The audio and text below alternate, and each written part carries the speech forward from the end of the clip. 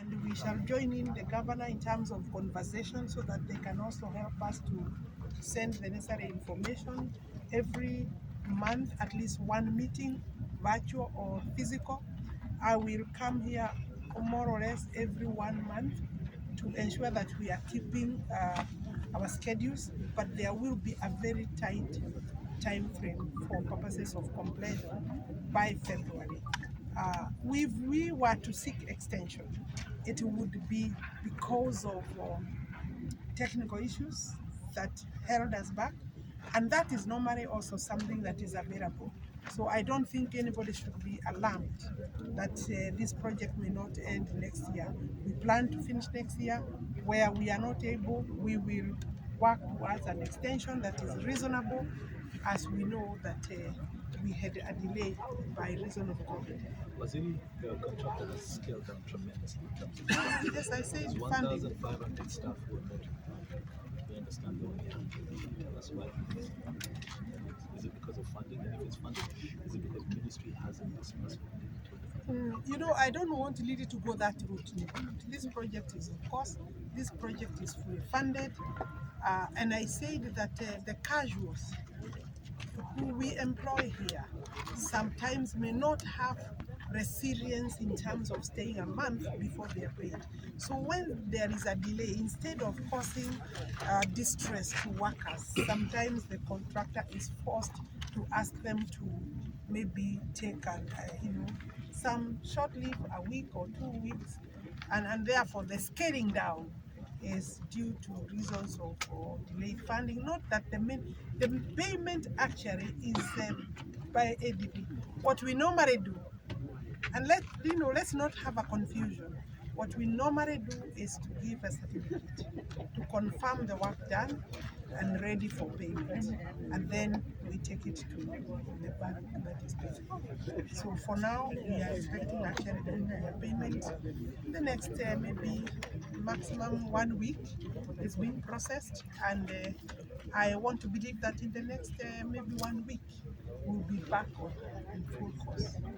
Waziri, tell us about the relationship between China Gazuga and your ministry, for instance. Even as we look around here today, not many of the contractor workers are here. I think I have answered that question. I don't know what you are looking for, not Nimrod. Please take my assurance and to the public that this project has no disruption. A delay, it is normal this size of a project to have a 1 week off or 2 weeks off. The relationship between myself and the ministry is The excellent. reason I asked that question is whether Let me you have first had answer. a The chance. relationship is excellent. I have actually met the president of China Gazuba Group. So there is really there's no controversy between the contractor and the ministry, unless that you may advise. The reason why we're asking is so that we understand whether there are challenges in terms of how you interact with China Gazuga, because one would imagine that with your visit, they would be here, they'll be able to interact with us as well. No, they are working. They are still doing important work. They cannot send. The Gazuba is here, the manager is here, and the teams, the office teams, but they cannot come if they don't have funds yet. They are organizing, and they have assured me that they will be back maybe in another maybe 7 days maximum. When the fund Come will back come in. here. Come back here after 7 days. As in my final question, that you know that this company has been taken to court before because of non-payment issues with subcontractors. Do you think these issues will delay the project in itself? And would you want to expedite and deal with these issues that are in court? I'm aware of that case, and without prejudicing the results of the case, because it's in court. It is one of the things that happen. There is a dispute between a subcontractor and a contractor. Has nothing to do with the ministry. So that is their own relationship, and I believe that the subcontractor or the main contractor, China Gazuba, will be able to deal with it either by settlement or by processing it through the court. The case is in the Court of Appeal, and I'm aware of the case. I would say that I also know about the facts, and it is right for China Gazuba to go on appeal.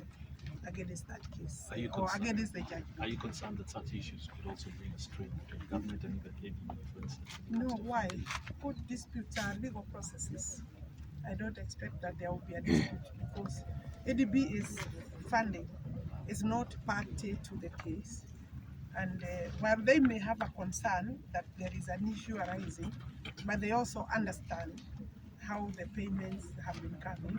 And you know what? Where we have a problem, the government is the owner of the job.